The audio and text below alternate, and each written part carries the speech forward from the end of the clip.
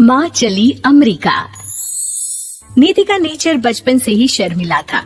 वो ना ज्यादा लोगों से बात करना पसंद करती और ना ही ज्यादा मिलना जुलना। निधि, ये पैसे ले जरा और बाजार से चीनी तो ले आ।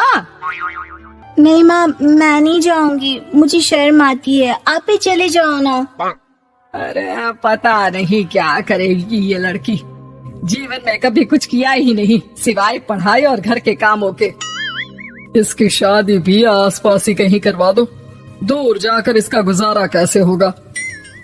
निधि सुनती सबकी, समझती भी, लेकिन चुप करके रह जाती। एक दिन पिता के दोस्त अपने परिवार के साथ निधि के घर खाने पर आते हैं। उनकी बेटी बहुत ही स्मार्ट होती है। निधि बेटा, वीणा के साथ बात करो, देखो अंकल की बेटी भी आई है उनके साथ। निधि वीणा के साथ वहीं बैठ जाती है। चलो ना अंदर चलते हैं, यहाँ कहाँ बड़े लोगों के बीच बैठे। निधि माँ की तरफ देखती है और अंदर चली जाती है। वैसे मैंने ना अपना चैनल खोला है, तुम सब्सक्राइब करना उसमें। मैं ना ब्यूटी और फैशन की बात करती हूँ, ये देखो। ओह, इतने सारे लोगों के सामने तुम कैसे इतना बोल लेती हो? मुझे तो बहुत शर्म आती है। अरे शर्म कैसी। खैर, सीधी सादी सी निधि, उसकी शादी हो जाती है राकेश से। राकेश एक स्मार्ट लड़का था, उसे घूमना फिरना पसंद था, लेकिन निधि का शर्मिला व्यवहार वो समझ जाता है। अरे निधि, घर से बाहर क्यों नहीं निकलती? लोगों से मिला जुला करो, तभी तो पता चलेगा ना कि दुनिया कैसी है। क्या करना है पता करके? शादी से पहले पापा और अब आप। ठीक है ना, मुझे ज्यादा दुनियादारी में नहीं पड़ना। निधि की जिंदगी ठीक ठाक चल रही थी। उसके 2 लड़के होते हैं, दोनों को वो पढ़ाती लिखाती, उनका ख्याल रखती। निधि, 25 साल हो गए शादी को, दोनों बच्चे सेटल हैं। हम लोगों ने शहर में 2 मकान भी ले लिए। दोनों की शादी खुद का पता ही नहीं चला कैसे उड़ गया। हाँ ये तो है, मैं खुश हूँ। जिम्मेदारियाँ आती रही, मैं निभाती रही, और क्या चाहिए। देखो, मैंने सोचा है कि अब हम लोग अमेरिका जाकर रहेंगे। यहाँ की जिंदगी तो जी ली, वैसे मुझे वहाँ बहुत अच्छी नौकरी मिल रही है।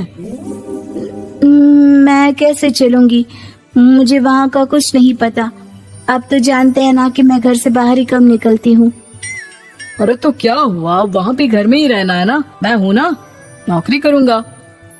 निधि मान जाती है और पति के साथ अमेरिका चली जाती है।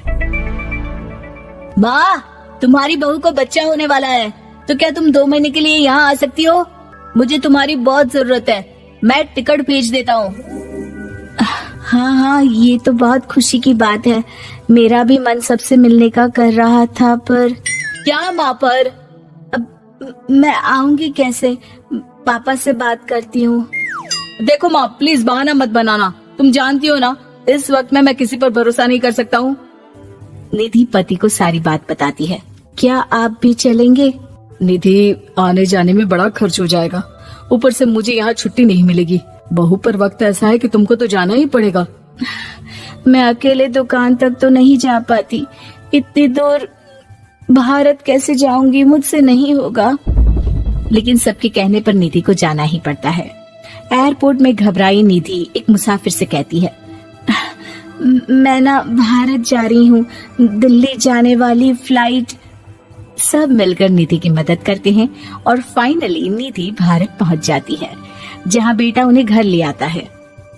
वाह माँ जी, यहाँ तो मैं भोपाल तक नहीं जा पाती, आप अमेरिका से आ गई। भाई चालाकी तो औरतों में होनी ही चाहिए, यहाँ हम बुद्धू के बुद्धू रह गए। निधि इतनी दूर और लंबा सफर करके थक जाती है, वो चुपचाप बैठ जाती है। बैठना नहीं है माँ जी, बच्चा पकड़ना है, ये लीजिए। और हाँ, घर का काम तो मैं करूँगी नहीं, जानती है ना शरीर कच्चा सा है, तो मुन्ने को सुलाकर कुछ बना लीजिएगा। निधि को बहू का व्यवहार बहुत बुरा लगता है। जैसी भी थी, पिता और पति की हमेशा लाडली रही थी निधि। निधि बेटे की तरफ देखती है। माँ, वो काम वाली कोई मिल नहीं रही है ना, मैं देखने की कोशिश तो कर रहा हूँ, जैसे ही मिल जाएगी वो संभाल लेगी सारा काम। अरे कैसी बात कर रहे हो, जब पहले मैंने कहा था कि अमेरिका से इनके टिकट में जो पैसा खर्च कर रहे हो उतने में नौकरानी रख लो, तो नहीं, मेरी बात पर विश्वास नहीं था। कि ना ना कोई मेरे बच्चे को अच्छे से नहीं संभालेगा। अब इनका भी खर्चा और नौकरानी का भी खर्चा। अरे ना जी ना, मैं नहीं संभाल सकती। निधि जैसे तैसे 2 महीने रहकर वापस अमेरिका चली जाती है, लेकिन वहां जाते ही जैसे राकेश उसे देखता है उसके गले लग जाता है। ये क्या हालत बना रखी है निधि, कैसी लग रही हो? खाना नहीं खाती थी क्या? क्या हो गया?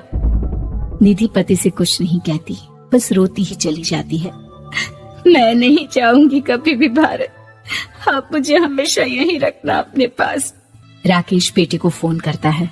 तुम्हारी माँ की जो दुर्दशा करके तुमने भेजा है ना, मुझे पता होता तो मैं अपनी बीवी को कभी तुम्हारे पास नहीं भेजता। पापा, आप तो रीना का नेचर जानते हैं ना, वो माँ पर हावी रहती थी।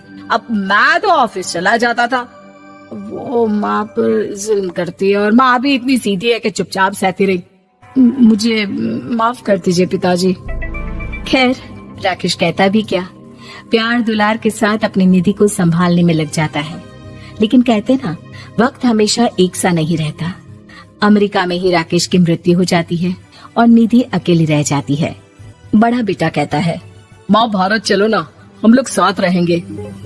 निधि को जैसे ही वो सब सीन्स याद आते हैं वो परेशान हो जाती है। समझ में नहीं आता कि पति के बिना अब जीवन कैसे चलाएगी। मैंने सारा जीवन घर का काम किया, घर देखा और जिंदगी चलाई, लेकिन जिस घर में रही सबने प्यार दिया, मैं वहां नहीं जाना चाहती।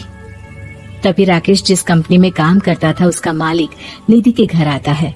वो भी भारतीय ही होता है। दीदी, राकेश ने आपके बारे में बताया था। जब से आप भारत से लौटी थी उसे आपकी बहुत चिंता रहती थी, इसलिए उसने मुझसे कहा था कि कभी अगर वो ना रहे तो मैं आपको ये पैसे दे दूं। और हाँ, हम लोगों की कंपनी में आपके लिए नौकरी भी है।